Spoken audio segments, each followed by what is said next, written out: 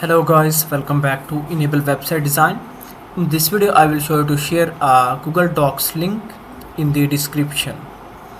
Here you can go and type Google Docs, then open this one, docs.google.com. Then after that, here you can see these are the few projects. For example, let me select this one.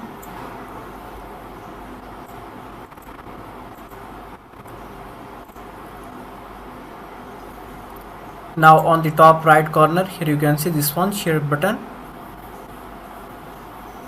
Here you can see this one is restricted. Make sure that you have selected this option, anyone with the link.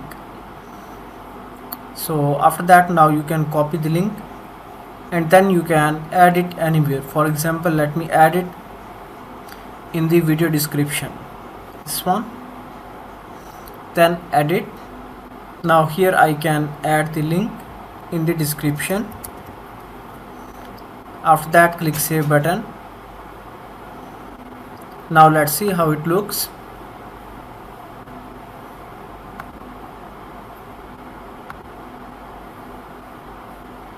Let me scroll down, click on the more button.